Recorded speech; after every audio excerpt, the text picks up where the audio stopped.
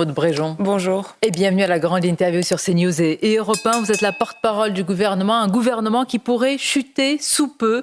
D'ici mercredi, votre parole est très attendue ce matin et plus que jamais, la censure semble inévitable. Le Rassemblement national la votera, sauf miracle de dernière minute. Alors je vous pose la question très clairement. Est-ce que c'est plié, comme l'a dit ce matin Jordan Bardella? Sonia Mabrouk, je suis venue ce matin pour vous redire très calmement et pour redire aux Français que le gouvernement de Michel Barnier a toujours été dans une posture sincère, d'écoute, de co-construction, alors même que le pays traverse un contexte budgétaire extraordinairement difficile. Nous avons laissé le débat se tenir à l'Assemblée nationale, nous avons trouvé des chemins de compromis pour protéger les retraités les plus modestes, pour préserver les Français de la hausse éventuelle de taxes sur l'électricité, pour préserver les entreprises d'une hausse de charges. Et hier encore au Sénat, des accords ont été trouvés, notamment pour assurer aux Français qu'il n'y ait aucune hausse des taxes sur le gaz. Maintenant, pour dialoguer et pour trouver des chemins de compromis, il faut être deux. Qui n'est pas là? Nous avons tendu la main. Vous y êtes encore prêts ce matin? À l'ensemble, nous y avons toujours été prêts. Est-ce que ce matin, Maude Bréjon, vous dites encore, vous êtes dans un état d'esprit de négociation? Nous y sommes encore prêts. Contrairement à ce que je peux entendre ici ou là, nous ne sommes pas sectaires. Notre porte a toujours été ouverte. Nous avons toujours été ouverts au dialogue dans la responsabilité qui inclut de prendre en compte le cadre budgétaire qui s'impose à nous. Je le redis, 6,1% de déficit, 7% l'année prochaine si on ne fait rien. Donc il y a ce cadre qui s'impose à nous, mais nous avons toujours cherché des compromis. Maintenant, pour dialoguer, il faut être deux. Et le compromis, ce n'est pas du tout ou rien. Le compromis, ce n'est pas un ultimatum. Le compromis, ça nécessite que chacun accepte de faire un pas vers l'autre. Et je constate que ça n'a pas toujours été le cas aujourd'hui au sein des oppositions. Vous dites le compromis c'est à deux, mais comme hier, quand le ministre des Comptes publics Laurent Saint-Martin a indiqué que le projet de loi de financement de la sécurité sociale ne sera plus modifié, Maude Bréjon, fermant ainsi la porte à tout compromis, c'est une fin de non-recevoir. Le projet de loi de finances de la sécurité sociale, que contient-il ? Il contient... Pardonnez-moi sur la forme, c'est une fin de non-recevoir. Ou alors c'est pas la position de Matignon. Il contient d'abord ce projet de loi de finances de la sécurité sociale. Il a débouché sur ce qu'on appelle, c'est un peu technique, une commission mixte paritaire, c'est-à-dire une instance qui réunit des députés et des sénateurs, instance qui a été conclusive. À savoir que pour la première fois, depuis 12 ans, députés et sénateurs ont réussi à s'accorder de façon majoritaire sur un accord. Le RN vient de dire ce matin que c'était plié. Je vous demande, quelle est la position du gouvernement ce matin ? C'est extrêmement important de le dire. J'entends parfois des choses fausses sur ce que contient ce projet de loi de finances de la sécurité sociale. Ce projet de loi de finances de la sécurité sociale, il contient une trajectoire qui vise à contenir la hausse des dépenses de la sécurité sociale, parce que si on veut préserver ce système qui est très important pour les Français, chacun comprend bien que le budget doit être préservé. On va en parler. Il y a une chose que je ne comprends pas ce matin. Le RN va de manière inévitable vers la censure. Vous êtes en train de nous expliquer ce qui, depuis plusieurs jours, est en débat. Est-ce que c'est encore le cas aujourd'hui? Est-ce qu'on est encore au niveau du débat aujourd'hui? Mais c'est pas terminé. Le débat sur le projet de loi de finances, par exemple, doit se poursuivre jusqu'au 20 décembre. Donc, encore une fois, notre posture n'a pas changé et nous, on est dans une démarche qui est honnête vis-à-vis des Français et vis-à-vis des parlementaires. Ça veut dire que le RN n'est pas dans cette démarche d'honnêteté? Je le redis, ce projet de loi de finances de la sécurité sociale, donc celui qui sera présenté aujourd'hui à l'Assemblée nationale et au Sénat, inclut une trajectoire qui contient notamment une hausse des dépenses de la sécurité sociale de 7 milliards, donc on est très loin d'un budget d'austérité et, chose extrêmement importante, contrairement à ce que j'ai pu entendre ici ou là, le projet de loi de finances de la sécurité sociale ne contient aucun des remboursements des médicaments ou des consultations. Alors, pardonnez-moi, on va s'arrêter sur ce point parce que c'est l'une des lignes rouges du Rassemblement national. C'est la baisse de la prise en charge du remboursement des médicaments par la Sécu. Ça constitue un casus belli pour le RN. Vous dites que ce n'est pas contenu et que vous dites peut-être que plus tard, vous pourriez même, par voie réglementaire, revenir sur ce point. Il faut expliquer un petit peu aux gens comment ça fonctionne. Le projet de loi de finances de la sécurité sociale, je l'ai dit, dessine une trajectoire budgétaire qui est une trajectoire responsable et raisonnable. Ça, c'est la première chose. Sur les 150 pages de ce texte, je vous mets au défi de trouver où est-ce qu'il est inscrit la moindre notion de déremboursement de médicaments ou de consultation. Ce n'est pas inscrit dans le texte et ce n'est pas l'objet de cette semaine. En revanche, il conviendra par voie réglementaire, comme c'est la norme, de trouver les moyens de respecter dans les semaines à venir cette trajectoire. C'est ce qu'on appelle la voie réglementaire, ça passe par décret. Et encore une fois, là-dessus, sur les moyens pour y parvenir, nous serons ouverts au dialogue. Il y a des consultations qui sont prévues et il y aura des consultations, notamment avec les parlementaires. Est-ce que vous avez encore le temps de ces consultations ? Je vous rappelle ce qui a été dit ce matin, c'est-à-dire qu'on parle d'une motion de censure là tout à l'heure, d'ici 15h, qui serait débattue mercredi, donc la fin du gouvernement. Très clairement aujourd'hui, pardonnez-moi, je vous pose la question directement, est-ce que ce n'est pas terminé et que c'est notre dernier entretien en tant que vous que porte-parole du gouvernement ? Ce sera la responsabilité des parlementaires. Ma responsabilité, c'est d'expliquer clairement aux gens, 1, que nous avons laissé le débat se tenir, 2, que nous avons cherché des compromis avec tout le monde, 3, que nous en avons trouvé, encore une fois, sur les retraites et l'électricité, et 4, je le redis, qu'il n'y a pas de mesure de déremboursement inclus dans le projet de loi de finances de la sécurité sociale, qu'il y aura des dispositions réglementaires à prendre, et que ces dispositions réglementaires seront discutées. Une fois que je vous ai dit ça... Donc les concessions, ce sont ces dispositions par voie réglementaire. Sonia Mabrouk, comme dit souvent mon père, à l'impossible, nul n'est tenu.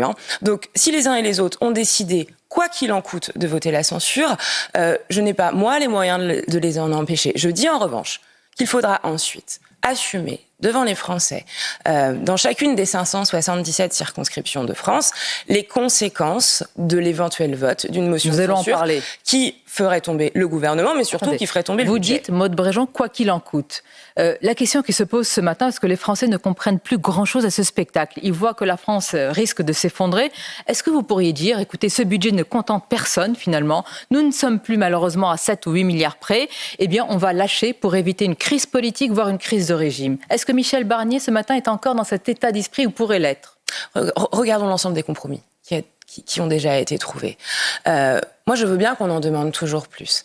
Mais lorsque vous additionnez les compromis trouvés sur l'électricité, 3 milliards, sur les baisses de charges, un peu plus de 2 milliards, sur les retraites, entre 500 millions et 1 milliard, etc., vous arrivez à presque 8-9 milliards. Mais que coûterait une crise politique ? Mais que coûterait une crise financière et économique ? Donc c'est ça notre choix aujourd'hui. Pour les Français. Ce n'est pas notre choix, Sonia Mabrouk. Ce sera le choix des parlementaires. Mais quand vous décidez le Rassemblement national, ce sera le choix des parlementaires et de l'ensemble des parlementaires. Prétendre que le Rassemblement national détient à lui seul les clés d'une éventuelle censure, c'est une vue. Maud Bréjon, vous savez très bien que la gauche, le nouveau Front populaire, va voter comme un seul homme ou une seule femme. C'est leur responsabilité. Mais pour autant, ils ont une responsabilité immense dans ce qui se passera dans les prochaines heures et dans les prochains jours. Et les socialistes ont une responsabilité immense. Mais ils semblent déjà aller vers la voie de la censure. La question, et c'est ce que vous reproche Marine Le Pen, c'est votre méthode en réalité. Là, vous m'exposez des avancées ou des concessions. Ce que vous reproche Marine Le Pen, c'est un manque de considération. C'est un mépris pour elle et ses millions d'électeurs. Est-ce que vous avez cru qu'à cause de la stratégie de respectabilité, elle n'irait pas vers la motion de censure, ce qu'elle semble acter ce matin ? Je crois qu'on a respecté, depuis le premier jour, tous les Français, tous les électeurs, toutes les électrices, quelles que soient leurs convictions politiques. Michel Barnier a toujours dit que tous les élus à l'Assemblée nationale étaient des élus de la République, quelle que soit leur appartenance partisane. Et nous n'avons pas changé d'avis. Moi, j'ai toujours été convaincue, et c'est aussi pour ça que j'ai accepté de rejoindre le gouvernement, qu'on pouvait combattre le projet du Rassemblement national, le projet de la France insoumise ou d'autres, sans combattre leurs électeurs. Donc en cherchant ces compromis que nous avons trouvés pour protéger les retraités les plus modestes ou pour s'assurer qu'il n'y ait pas de hausse de taxes sur l'électricité, nous avons respecté l'ensemble des Français. Maintenant, encore une fois, je le redis, chacun doit s'interroger sur ce qu'il souhaite profondément pour le pays. Je suis très inquiète. C'est-à-dire, vous êtes en train de dire que le Rassemblement national souhaite une crise politique et financière ? Je suis très inquiète. Je suis très inquiète de ce qui se passerait dans les jours et dans les semaines. On a tout entendu, Maud Bréjon, la chienlit, la crise financière. Mais on dirait un pays qui va s'écrouler. Le budget de l'année dernière sera donc acté. Vous voyez bien que ce n'est pas seulement les paroles de Maud Bréjon ou du gouvernement de Michel Barnier. Je vois bon nombre d'économistes, de représentants du monde agricole, par exemple, de représentants d'entreprises qui s'expriment pour dire à quel point ils sont inquiets de cette éventuelle situation. Je veux bien qu'on dise on va reprendre le budget de l'année passée et puis au fond circuler, il n'y a rien à voir, tout ça se passera très bien. C'est renoncer au moindre euro d'économie l'année prochaine. Mais quel choix reste-t-il ? C'est donc aller Madame la porte-parole du gouvernement.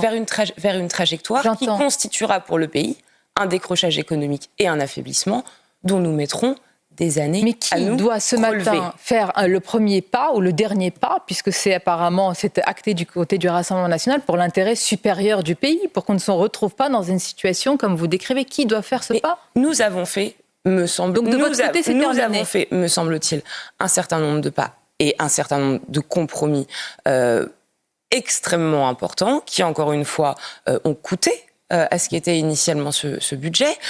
Maintenant, je m'interroge sur ce que souhaitent vraiment les uns et les autres. Quand nous parlons, par exemple, devez le savoir. Quand nous parlons, par exemple, de déremboursement des médicaments, et que je vous dis qu'il n'y a pas de déremboursement prévu dans le projet de loi de finances de la sécurité sociale, ce sera ensuite des mesures réglementaires à discuter, et que pour autant, on en fait aujourd'hui un point dur, je ne comprends pas très bien. C'est important, ça vous dites. Vous êtes en train de dire que dans cette négociation si importante pour le pays, les dés sont pipés, puisque le Rassemblement national fait de ce point sur le remboursement des médicaments une ligne rouge. Vous dites que ça n'existe pas dans le PLFSS. Moi, je ne sonde pas le cœur et les âmes de chacun, vous voyez.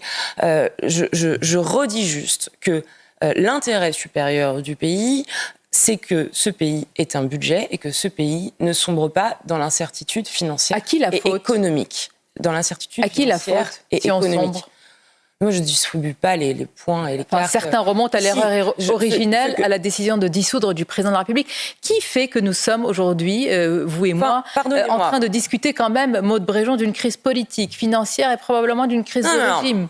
C'est un peu facile de renvoyer encore et toujours la balle au président de la République. Le président de la République, quoi qu'on pense de lui, j'entends que certains Français peuvent avoir des doutes et que d'autres le soutiennent, mais le président de la République a redonné la parole aux Français. Les Français ont voté, les Français ont fait le choix. Quel choix ? Avec une participation d'ailleurs immense de l'Assemblée nationale telle qu'elle est aujourd'hui. J'entends que certains disent que cette Assemblée nationale ne leur convient pas. Y compris dans votre majorité, certains n'hésitent pas à fixer des lignes rouges à Michel Barnier. Cette Assemblée nationale reflète ce qui est aujourd'hui l'état de l'opinion. Et il faut la respecter, que ça nous plaise ou non. Moi, je ne serai jamais de ceux qui considèrent que les Français ont mal voté. Voilà. La question n'est pas là. Qu'est-ce qui va se passer là si le gouvernement chute ? Si le gouvernement chute... D'un point de vue institutionnel pour le président de la République. Le président de la République aura l'occasion de prendre les décisions qui lui incombent et c'est pas à moi de m'exprimer à sa place. S'il est dans l'impossibilité de nommer un nouveau gouvernement, vous avez entendu des voix, y compris quelqu'un comme Jean-François Copé qui parle de la démission du président. Mais celles et ceux qui aujourd'hui agitent le spectre de la démission du président de la République jouent contre nos institutions et jouent contre le pays. Je dis attention aux ingénieurs du chaos. Qui tire un fil qui, selon moi, est extrêmement dangereux. Il appartient aujourd'hui aux députés et aux parlementaires de prendre leurs responsabilités pour que ce pays ne sombre pas dans un affaiblissement dont on mettrait, je le redis, des mois et des années à nous relever. Vous êtes en train d'appeler individuellement chaque député, en dehors de toute consigne de son parti, de prendre ses responsabilités. J'appelle évidemment les uns et les autres à prendre leurs responsabilités et je le dis très calmement et très simplement. Chacun des députés aura à rendre des comptes dans sa circonscription et c'est bien normal. Nous le faisons d'ailleurs, j'étais moi-même députée avant, nous le faisons c'est quand même en permanence. Une parole qui engage, que vous dites rendre des comptes. Et on rend des comptes en permanence lorsqu'on est élu. Mais qui va devoir rendre des comptes ? Est-ce que vous-même et votre majorité, très relative, va devoir rendre des comptes justement parce que nous sommes aussi arrivés à une telle situation ? Mais on est tous amenés à s'expliquer des choix que l'on fait devant les Français qui nous ont élus et devant ceux qui ne nous ont pas élus aussi d'ailleurs. Il faut bien entendre une chose. D'une part, on se privera du moindre euro d'économie supplémentaire. Ce qui signifie que le déficit sera sûrement encore plus important l'année prochaine qu'il l'était cette année. Les taux, ce qui fait augmenteront, la charge de la dette augmenteront. C'est moins d'investissement pour, par exemple, les services publics. Et puis ensuite, il y a un sujet de confiance. Il y a un sujet de confiance, de crédibilité et d'image de la France.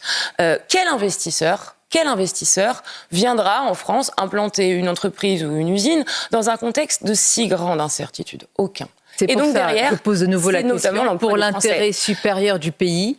Est-ce que ce matin, vous avez dit que vous avez fait des concessions, est-ce que votre porte reste ouverte?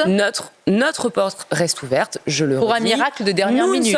Nous ne sommes pas sectaires, nous restons ouverts au dialogue. Notre volonté de trouver des compromis reste absolument inchangée, mais pour dialoguer, il faut être deux. Et ça nécessite que chacun accepte, je le redis, de faire un pas vers l'autre. C'est ça, la sincérité de notre démarche. Si le gouvernement chute, ce sera donc la responsabilité, et s'il y a une crise financière, politique et de régime, du RN pour vous? Si le gouvernement chute, ce sera la responsabilité des parlementaires qui auront pris la décision de voter une éventuelle motion de censure. Des parlementaires de la gauche et du RN. Et je le redis, les députés de gauche auront une responsabilité tout aussi importante, parce qu'une voix vaut une voix. Un député n'est pas supérieur à un autre député.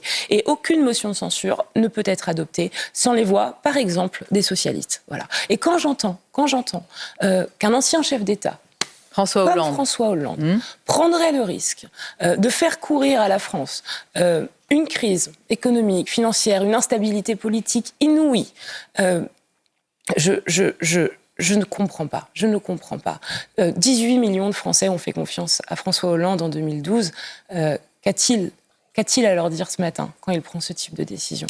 Merci Maude Bréjon. Est-ce que mercredi, vous serez encore porte-parole du gouvernement? En tout cas, je continuerai à venir sur vos plateaux. Vous ne le savez pas encore aujourd'hui? Ce qui m'intéresse, vous savez, moi j'ai fait de la politique, je venais pas de là. Je me suis engagée parce que je pensais qu'on pouvait encore sincèrement changer la vie des gens. Et j'espère qu'il y a encore beaucoup de responsables politiques qui, dans les jours et les semaines à venir, le seront vraiment. Merci à vous, c'était votre grande interview ce matin. Bonne journée.